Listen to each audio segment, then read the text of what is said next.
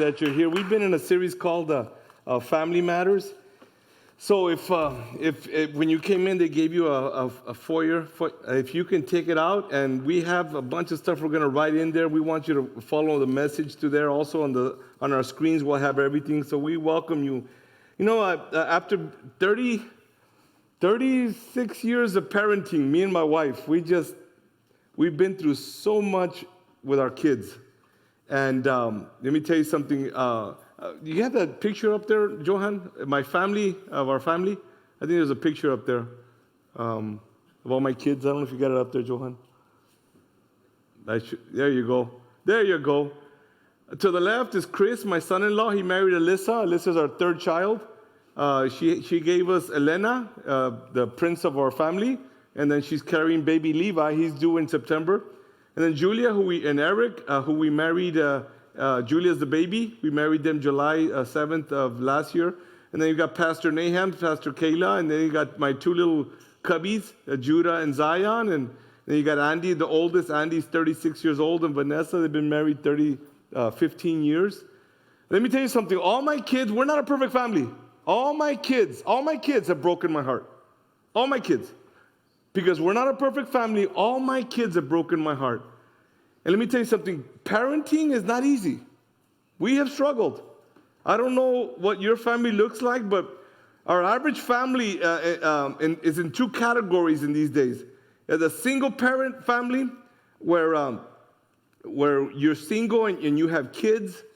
You're raising your kids as a wife, as a woman.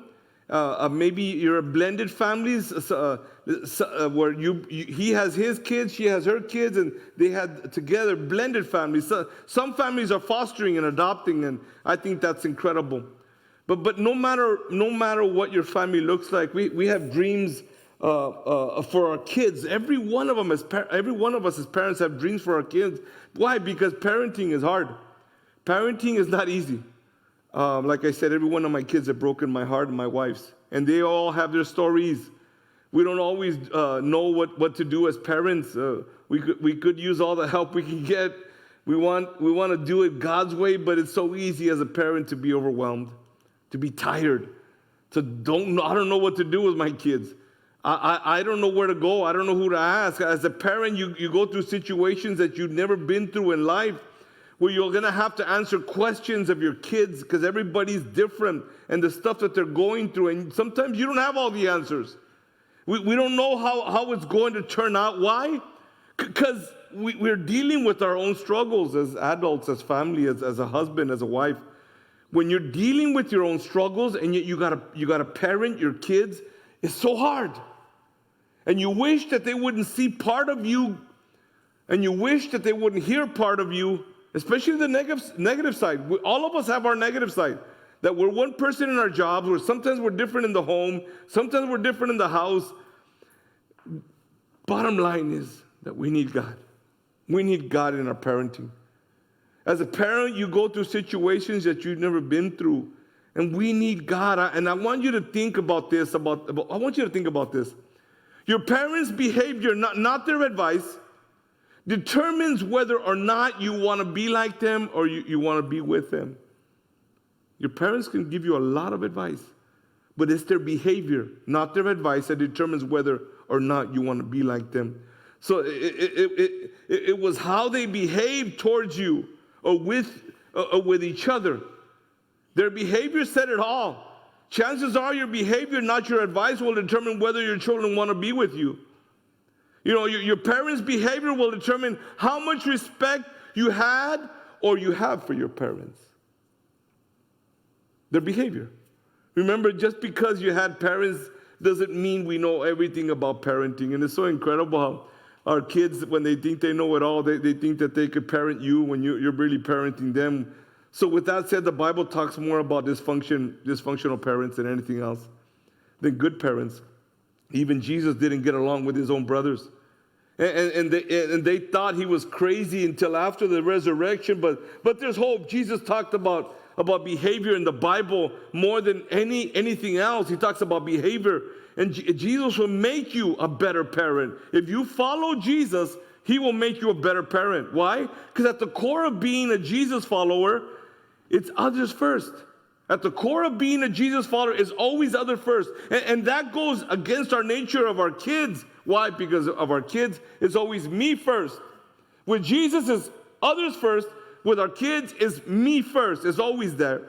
And let me tell you something. So our kids' behavior reflects directly on us.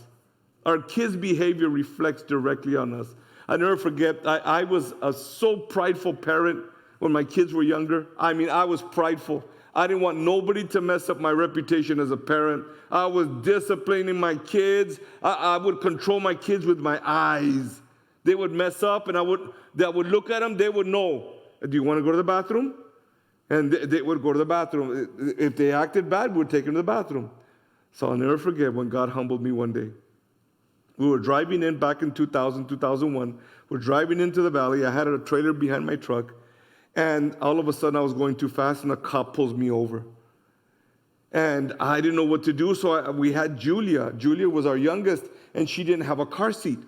So it was Andy, it was Kayla, it was Alyssa, and Julia. And Julia she was young. She was 3 or 4 years old.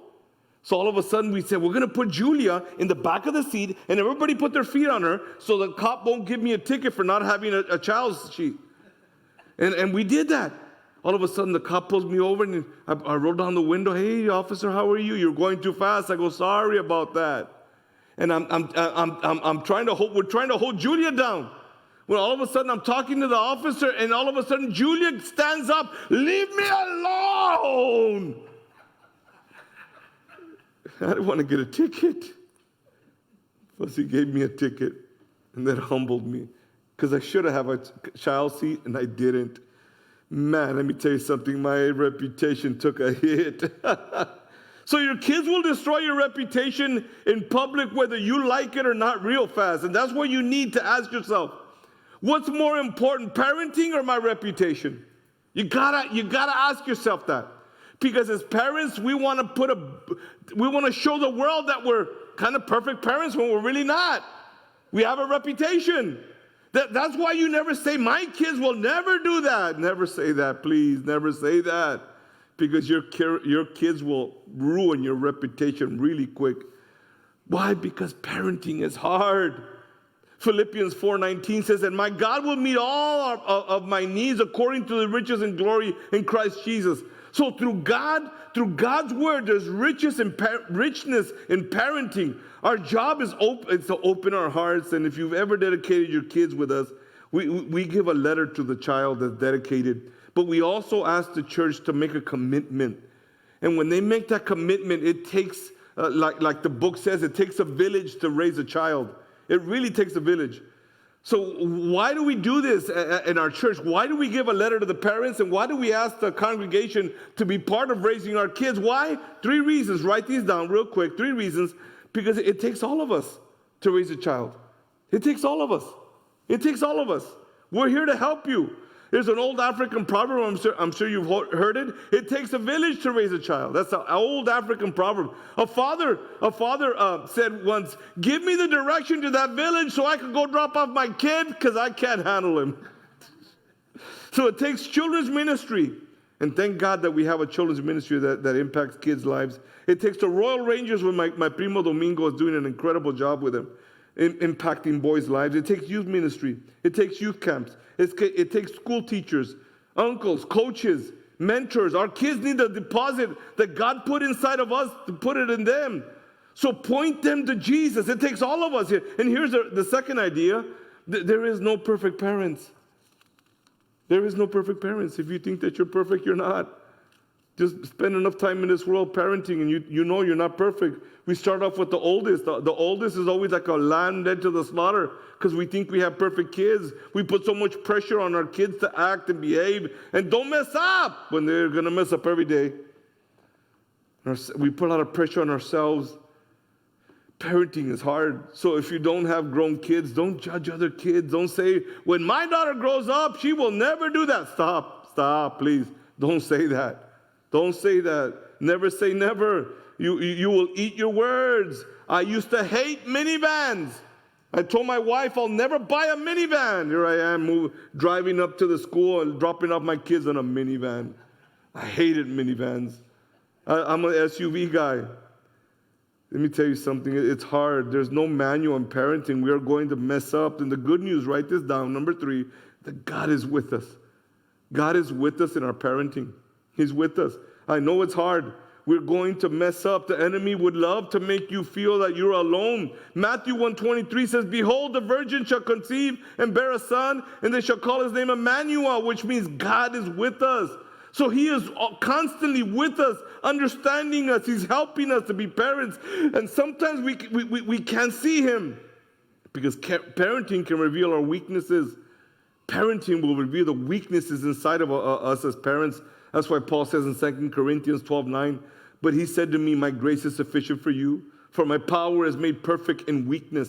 We are made perfect in our weaknesses when we admit it. Therefore, I will boast more gladly about my weaknesses so that Christ's power may rest in me. So don't pretend to have it all together. Write this down. We may not be perfect parents, but we serve a perfect God. We may not be perfect parents, but we serve a perfect God. Nothing will challenge you more in this world. Nothing will mold your character like parenting. There will always be times when you can't find the answer. And it's easy to give up on our kids, especially if they're rebellious, especially if they're active, they're always doing something, they can't stand still. Or as adults, maybe you have an adult kid that are in prison, they're pregnant, maybe the drugs, they're unemployed, maybe they're divorced. Write this down. God, his presence is with us. His peace is with us. His power is with us. His forgiveness is with us. His grace is with us. Parents are humans too. We think sometimes that we go through all this, that we're all alone. Maybe no parents going through what I'm going through with my kids. He gives us peace in the middle of the heartbreak, in the middle of the storm. So not your strength, but his power. When you feel you failed, his forgiveness and his grace covers you. When you feel guilt, he covers you. Why? Because when your kids fail, you feel that you fail. When your kids get bad grades, you feel you're getting bad grades. God cleans your conscience and your guilt. If you're going through an ugly season right now, stop blaming yourself and let God's grace cover you right now. You need healing over your family. You feel it's over. God says, I have the last word. I'm not done with that child yet. So God says, I give life to dead things. Maybe there's a fight between your kids and there's so much hurt. And you've gone by seeing that they're hurting each other and they won't talk to each other for a long time. Nothing. I just want you to understand that it's not forever. So quickly, I want to give you 3 truths to parenting. 3 truths to parenting there on in your notes. Number 1, our kids don't belong to us; they belong to God. Man, if you've ever had so much pressure taken off of you or your shoulders as a parent, God is here to do it tonight. They're not yours. And it takes faith to understand this point. It takes faith to put your kids in God's hands. I'm going to have faith, Lord. They were never yours. So if you're a control freak and you're trying to control them, they're not yours. Leave them in God's hands. If you understand this is an act of faith, this will take the pressure off of you and put it on God. He does a better job than you. Psalms 127:3 says, children are a heritage from the Lord, offspring a reward from him. So they belong to him. They belong to him. Where do you think aborted babies go? They go back to their creator. They go back to heaven. Aborted babies go back to God. He owns them. So want to know why? Because they are God's property. They're God's babies. Write this down. I'm not an owner. I'm an ambassador as a parent. I'm not an owner. I'm an ambassador. Ambassadors point their kids to Christ. Ambassadors point their kids to Christ. They're God's property. All you're doing is pointing them back to Christ. We used this verse last week, but it's powerful. I love Psalms 78:4-7. He says, we will not hide these truths from our children. We will tell the next generation about the glorious deeds of the Lord, about his power and his mighty wonders, so the next generation might know him. Even the children not born, and they in their turn will teach their children, that next generation, so their generation should see its hope anew on God, not forgetting his glorious miracles and obeying his commands. So that's our job description as parents. We are not owners. The pressure, take that pressure off of you. Take that responsibility off of you right now and put all of that on God's shoulders. Ambassadors point them to Jesus. Their fathers worry about their kids, but ambassadors point them to Jesus. So let me take all that pressure off of you. They belong to Him. They belong to Him. So every day you need to say this prayer. God, I put them in your hands. God, I put my kids in your hands. Every day. Every day. As you pray for your kids every day, God, I put them in your hands. Number 2, they require our intentionality. Our kids require our intentionality. Well, we're intentional. Why? We bring them to church intentionally. We intentionally, we build this home around God. This is better than perfection. If you're not intentional as a parent, Satan will be intentional in the lies that he pitches to our kids. Proverbs 22:6 says, train up. The first words are train up. A child in his way, in the way he should go, even when he is older, he will not depart from it. Train up means to initiate. Train up means to dedicate, to raise your kids in knowing God. Let me tell you, Andy Stanley gives us 4 incredible seasons of our kids. And I love this. That's why we put it in this message. 4 seasons of intentionality. The seasons between the training years, the discipline years is the first one. Discipline years, 0 to 5. 0 to 5 years. 0 to 5 years. Your little girl, your little boy, from 0 to 5, learn how to obey. You got to teach it from 0 to 5. You're breaking their will on how to obey. How to obey. Don't jump into the traffic, mijo. Don't jump into the traffic. Obey me. Don't touch the fire. Obey me. Obey me. Learn to turn around when somebody calls your name. This is the problem we have with our children today. There's no respect. We're not teaching them to obey. They're not turning around when their name is called. Well, I called your daughter's name, but she's not turning around because mom and dad at home haven't taught her anything. The training years is from 5 to 12. Learn the why behind the what. It's easy to stay in the discipline mode where you're always no, you're not going to do that. No, you're not going to. And you're disciplined. And all they see is no. All they hear is no. Let me tell you something. It's easy to stay in that discipline mode. Teach them why we don't do that. We're teaching you why you clean your room. We're teaching you to take a bath. We're teaching you respect. Start something, finish it. This age, you start to give incentives. If you have good grades and your behavior is great, I'm going to give you incentive. My wife used to give my son Andy baseball cards. Andy loved baseball cards. So when he would get good grades, Narcy would give him baseball cards. And then we have the coaching years, 12 to 18. You know nothing, they know everything. Learn the relationship between action and results. If you make a decision, live with the consequences. If you make a decision, live with whether it's good or bad. Let them go through pain of bad decisions. Let them go through all that. Coaching, independent. Let them feel independent. This is the years that you don't want to control them. You want them to make their own decisions. Me and my wife, we wanted our kids to fall apart in front of us. We didn't want them to fall apart in back of us. You fall apart right in front of us. You're going to make a decision. You're going to fall. We'll be there to pick you up. But that's your decision. I'll never forget my son Andy in these years, 12 to 18. We went to Dodger Stadium with his cousin. And Andy got a Mike Piazza ball signed by Mike Piazza. And all of a sudden, he was all fired up. And all of a sudden, he came home, and his cousin was staying with us for that summer. And all of a sudden, we heard a big old yelling in Andy's room. And I went over there, and what happened? He says, well, my cousin bought the baseball that Mike Piazza signed. I go, how much did you sell it to him? For $5. I go, dude, I would have never sold that ball for $5. That ball's going to be worth a lot of money. So Andy was fighting him because he wanted the ball back. And his cousin said, I'll give it back to you, Theo. I go, no, don't give it back to him. Because the decision was greater than the money. The decision was great. I go, Andy, you should have thought about what you're doing. But I want my ball back. I said, no. So he ended up getting his ball back, but he ended up paying the price. Because Kayla, she grabbed that ball and she put her name on it. I think Kayla isn't here, but Kayla ruined everything. She ruined everything. So you make a decision and live with the consequences. Then that's the rebellious years for our kids. That's the college years, the jobs. Let them get a job. Let them earn what they have. That's the years that me and my son Andy were butting heads. I never forget going to Maui with the Peñas and seeing Ryan and Carlos butt heads, and Ryan would roll his eyes at Carlos, and I thought in my mind, well, Andy's never going to do that to me. Andy did it worse.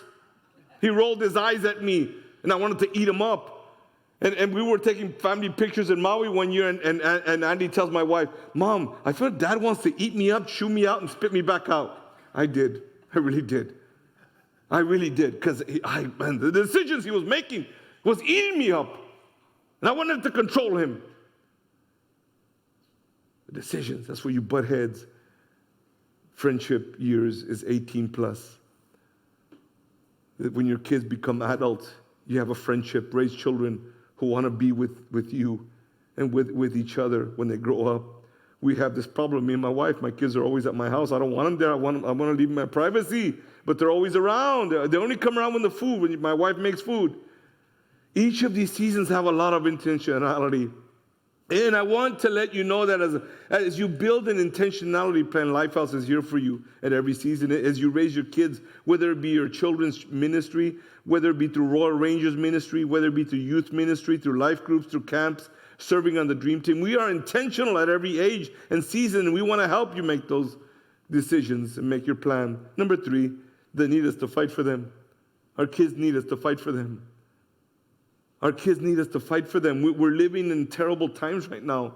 Satan is after our kids, whether it be through confusion or identity or gender identity, and they will accept them. If we don't fight for them, Satan will take them. We as parents have an opportunity to raise our kids in the fear and respect of God. But look what Nehemiah 4:14 says. He says, don't be afraid of them. Remember the Lord who is great and awesome, and fight for your families, your sons, your daughters, and your wives, and your homes. And you can't let down your guard because Satan is ready to come in. It's in those seasons that mom and dad are struggling in their marriage that Satan comes in. It's in the seasons of confusion that Satan comes in, and you're fighting with each other, and you're fighting, and you're bickering, and you're quarreling when you're really losing your kids. So I'm going to give you 4 T's on how to fight for your family. 4 T's. Number 1, how do you fight? How do I fight for them, Pastor? T number 1 is time. You're going to give them your time. There's some parents that are so poor that all they throw at their kids is money. Throw your time at them. I've talked to so many parents that say, Pastor, if I had to do it again, I'd give them 60% less money, and I'd give them 100% more of my time. 100% more of my time. Spend quality time with them. Spend time with them. You're connecting with them. Step into their world. Be involved. Show them priorities. God, school is first is God. Our marriage. Then it's my kids. Show them that it's God first, and then school, then sports. If you don't come to church, they will not spend time with Jesus. Some parents are struggling with that. The second T is touch. They need your touch. They need your touch. This is one of the most important because so many kids grow up without physical touch. Grown men come here every weekend and they, Pastor, give me a hug because I never got it from my dad. Dad never hugged me, never gave that love to me. Young girls have told me that they never got hugs from their dad. They need their touch. The third T is talk. Talk to them. Talk. When I was growing up, my father and my mother always shut me up. George, shut up. Don't talk. So I never talked. I didn't talk till I get married. Narcy ruined me. But they would always tell me not to talk. I was an introvert. I don't know how I'm a pastor today because I never talked when I was younger. Talking, we create opportunities for meaningful conversations with our kids. So talk to them. Grow up in a generation where mom and dad talk to you. I love Johan from Barbara and Juan. Johan every Saturday comes up to me and he shakes my hand. How are you, Pastor George? He's practicing on me. He's practicing on how to talk to me. He's blessing me. Pastor, I bless your life. How are you? He's blessing me. He's practicing with me. I love that. So start that conversation. Keep talking to them. In time, it develops a relationship, respect, where dad hears me, makes me feel important. Be open and vulnerable with your kids. Let them know that you're not perfect, Let them know that you struggle. Let them know, Mom, that you struggle. You as a dad and mom, take the first step and apologize when you mess up. And that will make your kids more safe and feel secure. And here's the fourth one is traditions. We need traditions. I'm going to fight for our traditions, our family traditions, our Thanksgiving, our Christmas. I'm going to fight for our family vacations. Those things are building your family who they are. The trips, the family, all that is building culture around them. Your hobbies, that makes families sticky. It sticks to your kids. Man, you talk to any of my kids. They tell me, hey, I never forgot when we went to Colorado. I never forget when we went to Maui.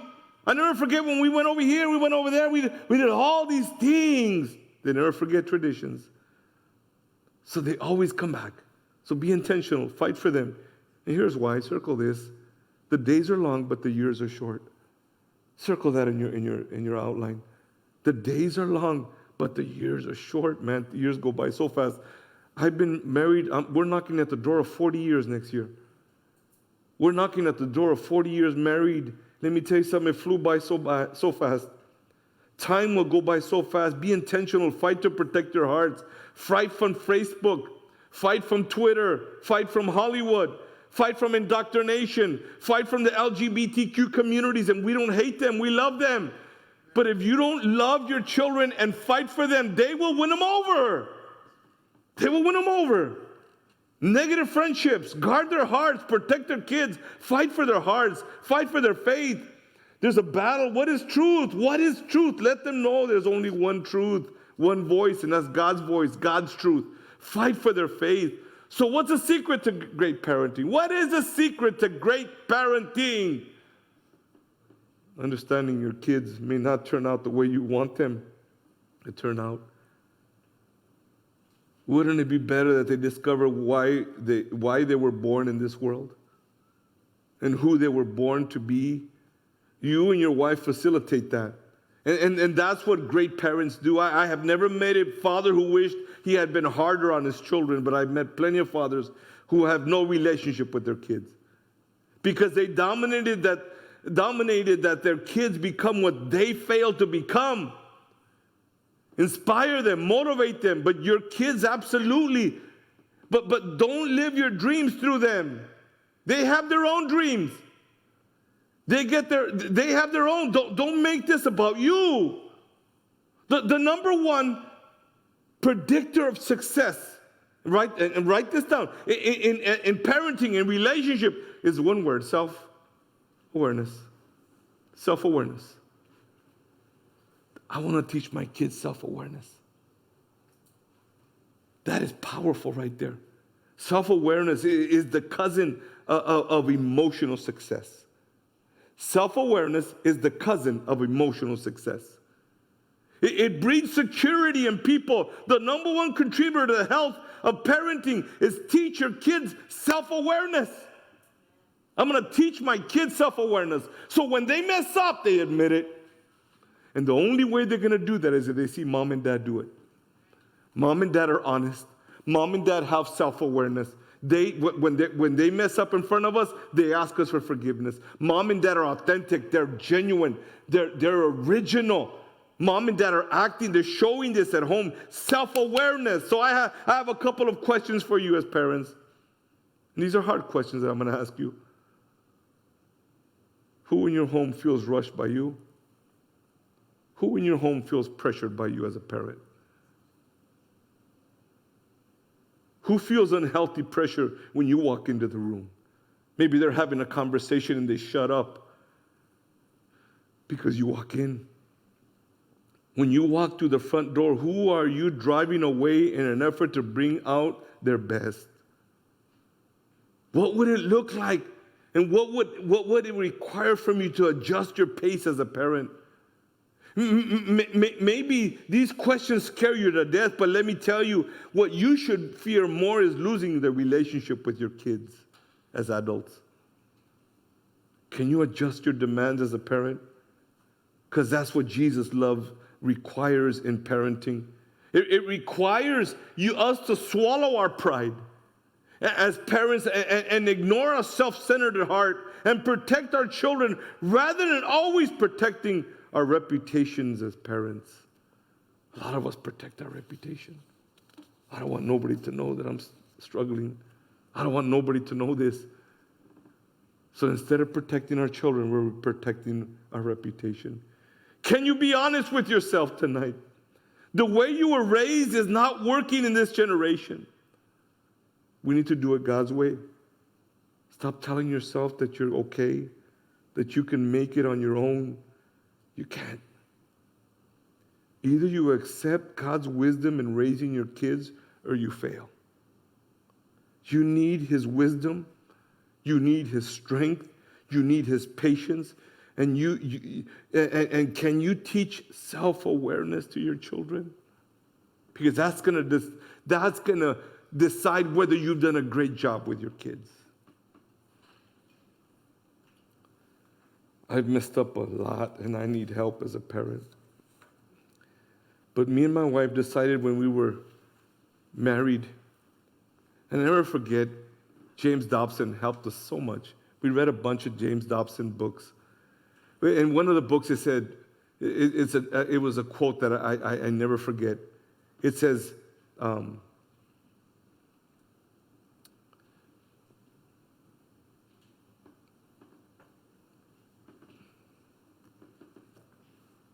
discipline without relationships equals rebellion.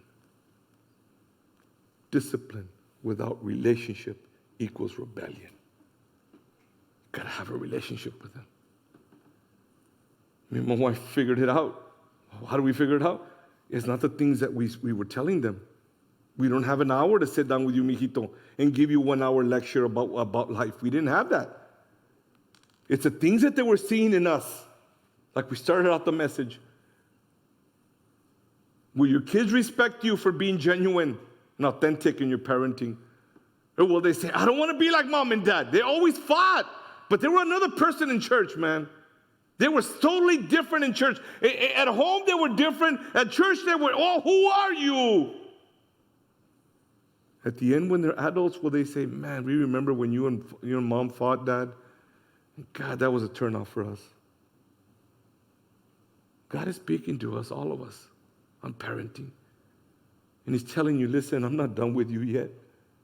You still have that generation to raise. Maybe you have grandchildren. Maybe you have small children. God is asking you, are you more worried about your reputation, about how you're parenting? Can you teach self-awareness to your children? Were you self-aware when you mess up? Can you take your fingers off the steering wheel and let God control your family and your parenting? Can you place your kids in God's hands?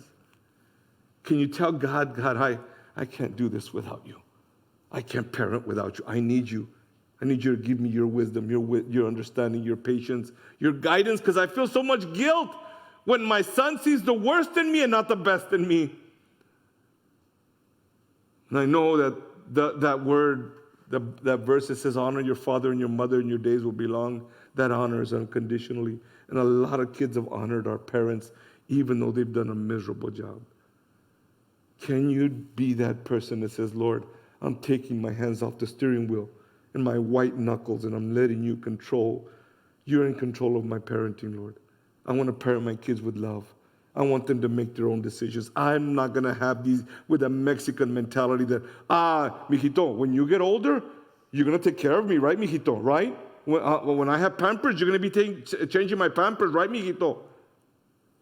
We need to have the mentality, I don't need you, mijito. You get your own family, your own house, and I'm going to stay with my viejita, and I'll be okay. The Mexican mentality is we stay together in the same house all our lives. And the God's mentality, He says, you will leave your father and your mother. And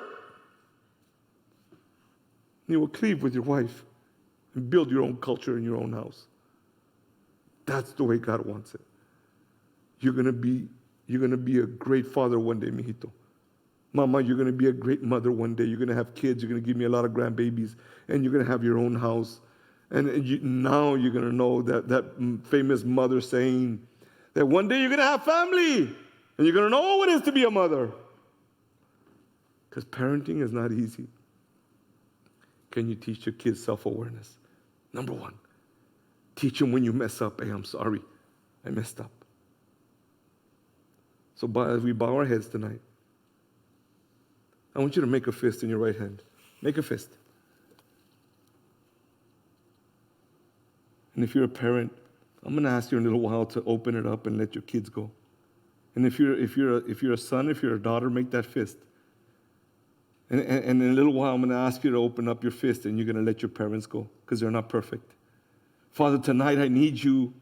I need you to guide me, to strengthen me, Lord. I need you to give me your wisdom. I need you to show me what self-awareness is. I want to be aware of when I mess up. I don't want nobody to come and tell me when I'm messing up. I am aware of when I mess up. Show me, Holy Spirit, where I'm wrong. Show me my self-awareness. I know, Lord, that my kids are not mine, they're yours.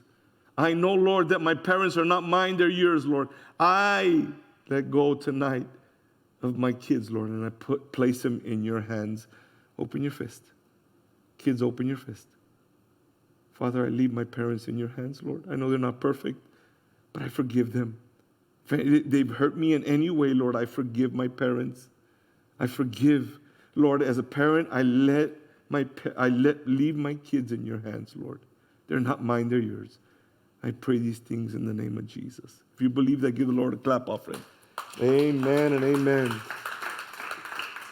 Next week, we're going to honor our graduates. So if you have graduates, bring them. We want to honor them. I think we have some gifts for them. Pastor Kayla has a bunch of gifts for them. Father's Day, we have a mariachi band. It's going to be a Hawaii nachi band because we're going to dress in in Hawaiian shirts. Fathers, go buy your Hawaiian shirts. I seen them for $7 at Old Navy, okay? And buy the ugliest ones, the ugliest Hawaiian shirts you can find, because we're going to laugh at each other. We're also going to have some incredible food. We're going to have food for the fathers. We're going to have gifts for the fathers. We have a Father's Day message. We have a mariachi band with us. We're going to have an incredible time. This is like the